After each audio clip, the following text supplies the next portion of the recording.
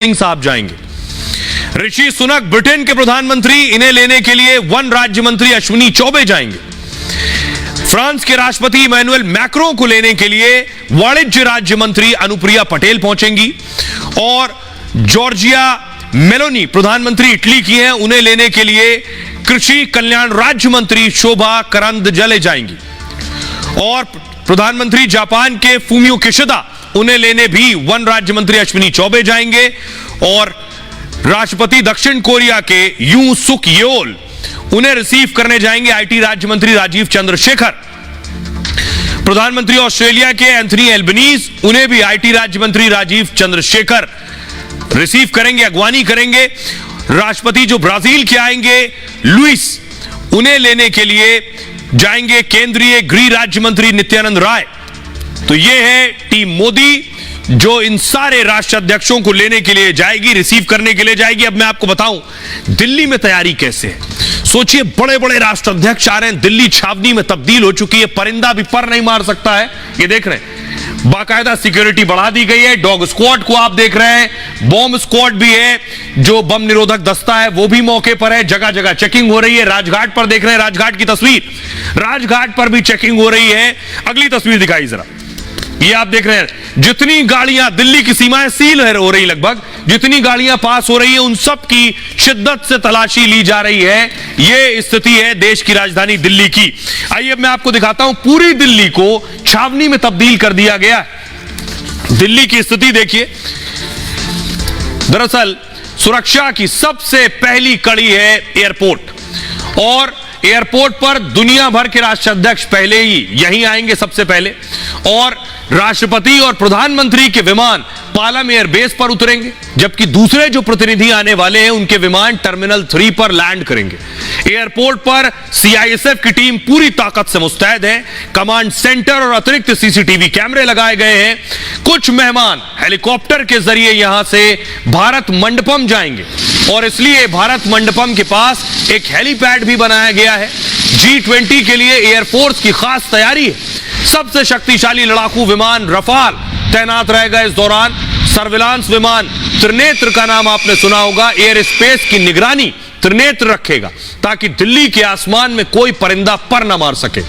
Balakot strike, air strike के दौरान भी त्रिनेत्र ही तैनात था, और इसने हवा में पाकिस्तान की चाल को नाकाम कर दिया था। भारत ने एंटी ड्रोन सिस्टम भी तैनात कर दिया है, और कम दूरी तक मार करने वाली मिसाइलें भी तैनात की गई हैं। ये मिसाइल 70 से 80 किलोमीटर तक के टारगेट को ध्वस्त कर सकती हैं। दिल्ली के अलावा 4 और एयरपोर्ट अलर्ट मोड पर रखे गए हैं। Hindon airbase, Ghaziabad, Ambala airport alert पर हैं। सिरसा और बठिंडा एयरबेस भी एहतियात के लिए तैयार किए गए हैं। G20 समिट के लिए कुल 1,30,000 जवान तैनात किए गए हैं, और अकेले दिल्ली पुलिस के 50,000 जवान तैनात किए गए। साथ ही स्पेशल फोर्स के 80,000 जवानों की तैनाती की गई, और पूरी दिल्ली में सुरक्षा के लिहाज से हाई अलर्ट है। पहली बार दिल्ली में इतनी सिक्योरिटी रखी गई है, क्योंकि दिल्ली में इतना बड़ा आयोजन पहली बार हो रहा है। अकेले 10,000 जवान तो सिर्फ ट्रैफिक कंट्रोल करेंगे। जिन होटल में विदेशी मेहमान रुकेंगे वहां बेहद कड़ी सुरक्षा है। होटल में डीसीपी रैंक के अधिकारी, कैप कमांडर होंगे, और मतलब वही पर रहकर वो पूरी सिक्योरिटी का इंतजाम देखेंगे। सीआरपीएफ के 900 जवानों की खास तैनाती की गई है। सुरक्षा के लिए एनएसजी, ब्लैक कैट कमांडो भी लगाए गए हैं, और बैठक के पास की इमारतों में स्नाइपर्स भी तैनात किए गए हैं। मतलब जमीन से आसमान तक पूरी चौकसी बरती जा रही है। जो बात मैंने कही कि परिंदा भी पर ना मार सके।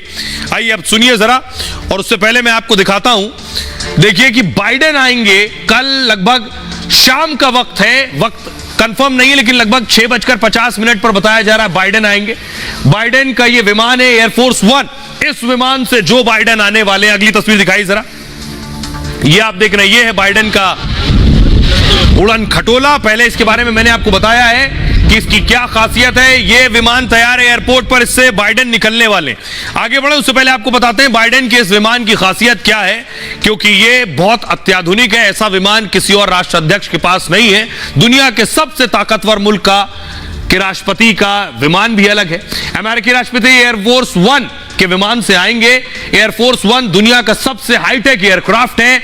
इसमें सुरक्षा और जरूरत का करीब हर सामान होता है, इसलिए इसे आकाश में प्रेसिडेंट ऑफिस, राष्ट्रपति का दफ्तर भी कहा जाता है। अंदर की तस्वीर देखिए। एयरफोर्स वन 6 मंजिला इमारत के बराबर होता है। इसके अंदर 4000 स्क्वायर फीट की जगह होती है। राष्ट्रपति के लिए खास कमरा और ऑफिस इसके अंदर है। राष्ट्रपति के अलावा दूसरे लोगों के लिए भी कमरा होता है। चालक दल के 26 सदस्य समेत 102 लोग इसमें सफर कर सकते हैं। 5 स्टार होटल की तरह फर्नीचर इसके अंदर है। विमान के अंदर मेडिकल की सुविधाएं मौजूद होती हैं। हमेशा डॉक्टर रहता है। अंदर ऑपरेशन के पूरे इंतजाम होते हैं। ऑफिस भी अंदर आप देख रहे हैं। एयरफोर्स वन के अंदर 2 बड़े किचन भी हैं, जहां एक साथ 100 लोग खाना खा सकते हैं। एयरफोर्स वन की इसकी रेंज है अनलिमिटेड, असीम, और यह पूरी दुनिया में कहीं भी बिना रुके आ जा सकता है। बिना नीचे उतरे इसमें आप ईंधन भी भर सकते हैं। नीचे उतरने की जरूरत नहीं है। और सुरक्षा के कड़े इंतजाम, गोपनीय इंतजाम किए जाते हैं। मिसाइल का हमला से बच सकता है यह विमान, परमाणु हमले से भी बच सकता है यह विमान। इन खासियतों से लैस है बाइडेन का ये एयरफोर्स वन। सुनिए जरा, हमारे सहयोगी उस कंट्रोल रूम में पहुंचे। बाइडेन रुकेंगे आईटीसी मौर्य होटल में, और आपको बताऊं उस कंट्रोल रूम में हमारे सहयोगी जतिन पहुंचे। कैसे नजर रखी जा रही है हर ओर, देखिए जरा।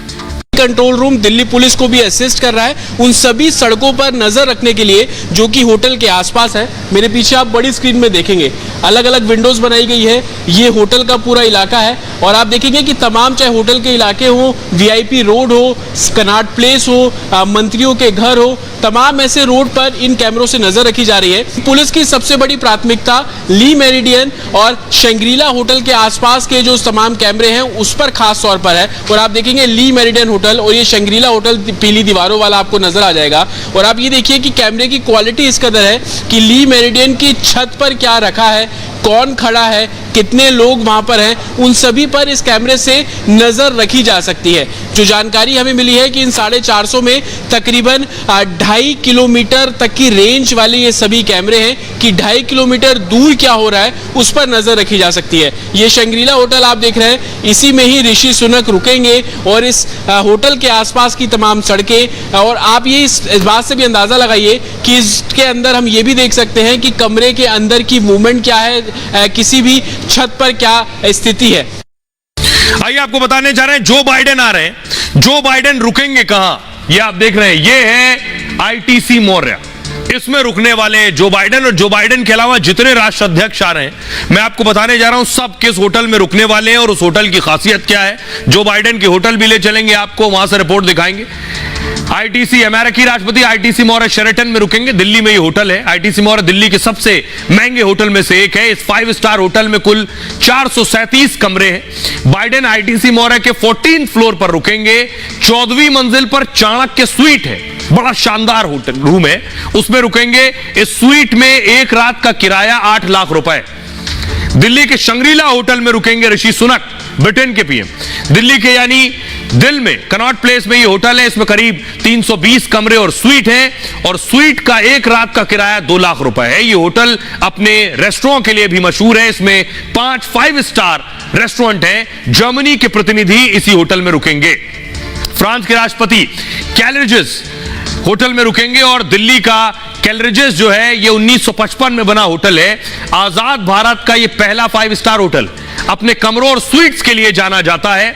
ऑस्ट्रेलियाई पीएम इंपीरियल होटल में रुक रहे हैं। ये सफेद रंग का इंपीरियल होटल है। ये दिल्ली का शानदार होटल है। 1936 में बना ये बेहद आलीशान होटल है। इंपीरियल होटल 235 कमरों और स्वीट्स है। इसमें सफेद संगमरमर और पिलर और हरे बागीचे इसके लुभाते हैं। इंडोनेशिया के डेलीगेट्स भी इसी होटल में रुकने वाले हैं।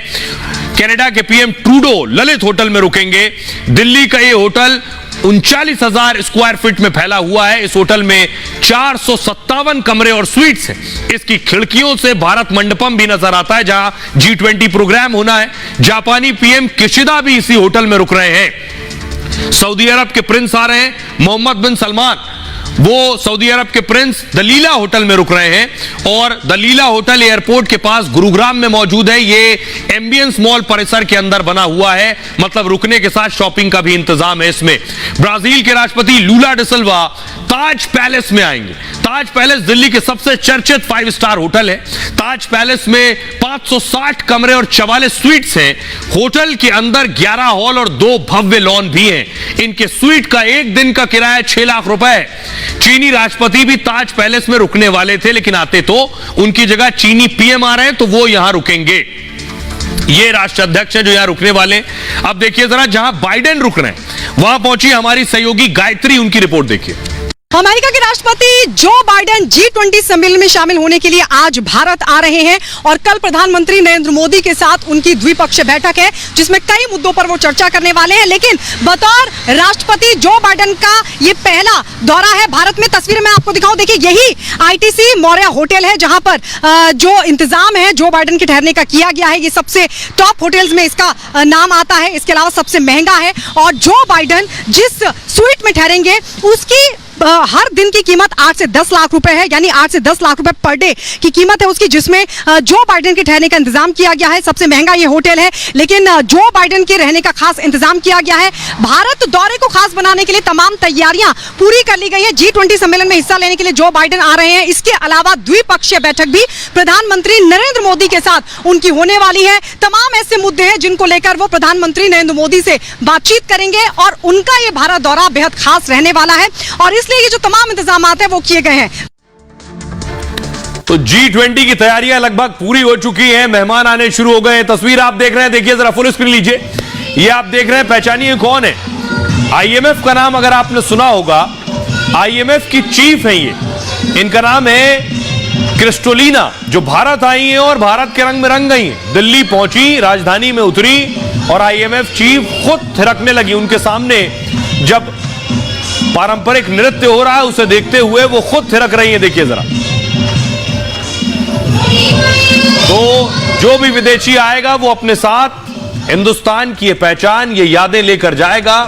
इसीलिए भारत में टूरिज्म भी बढ़ेगा और बहुत से अच्छी चीजें भारत को हासिल होंगी इस G20 समिट के बाद। खबरों में आगे बढ़ते हैं। आज की एक और बड़ी खबर है, जिनपिंग साहब नहीं आ रहे हैं भारत G20 में। चीन अपनी साजिशों के लिए जाना जाता है। नेपाल में चीन खूनी खेल खेल रहा है। नेपाल को चीन भारत के खिलाफ भड़का रहा है। दरअसल आपको बताऊं कि जो अगली तस्वीर दिखाई, चीन के जो राजदूत हैं नेपाल में, ये नेपाल को भारत के खिलाफ भड़का रहे हैं। कैसे, ग्राफिक के जरिए मैं आपको बताता हूं। दरअसल नेपाल में चीन के राजदूत ने भारत के खिलाफ एक बयान दिया। उन्होंने चीनी राजदूत सेन सोंग ने एक कार्यक्रम में कहा, दुर्भाग्य से आपके पास भारत जैसा पड़ोसी है। भारत एक बड़ा बाजार है, बड़ी संभावनाएं हैं, नेपाल इसका फायदा उठा सकता है, लेकिन भारत की नीति पड़ोसियों के लिए ठीक नहीं है। चीनी राजदूत के बयान का नेपाल में विरोध हुआ और नेपाल के पूर्व मंत्री महेंद्र यादव ने इस पर कड़ी आपत्ति जताई है। राजदूत के खिलाफ काठमांडू में प्रेस कॉन्फ्रेंस की गई और चीनी राजदूत के बयान पर स्पष्टीकरण की मांग की गई है। कहा, राजदूत ने कूटनीतिक मर्यादा का उल्लंघन किया है। चीन के राजदूत को अपनी हद में रहने की नसीहत दी गई है। कहा, नेपाल को विदेश नीति न समझाई जाए। सुनिए जरा चाइनीज एम्बेसडर क्या कह रहे हैं। Unfortunately, you had a neighbor like India. India's policy towards Nepal and other neighbors are not so friendly and not so beneficial to Nepal. So that is, we call that policy constraints. When Nepal government formulate your economic policies, you have to take your decisions under that circumstances. ये चीन के जहरीले बोल हैं। अब आप समझ सकते हैं चीन क्या और कैसे करता है। अब ताज्जुब की बात, ये तस्वीरें देखिए जरा। मैंने शुरू में आपको बताया, जिन पूर्व मंत्री ने विरोध किया था चीन के इस राजदूत का कि यहां जहर मत घोलो, उसके ऊपर हमला हो गया बाहर निकलते ही प्रेस कॉन्फ्रेंस से। प्रेस कॉन्फ्रेंस के बाद निकलते वक्त महेंद्र यादव पर हमला हुआ। शख्स ने खुखरी से महेंद्र यादव की गर्दन पर हमला कर दिया। महेंद्र यादव को ट्रॉमा सेंटर में भर्ती कराया गया है। नेपाल पुलिस ने आरोपी श्यान सापकोटा को गिरफ्तार किया है और महेंद्र यादव पर हमले को चीनी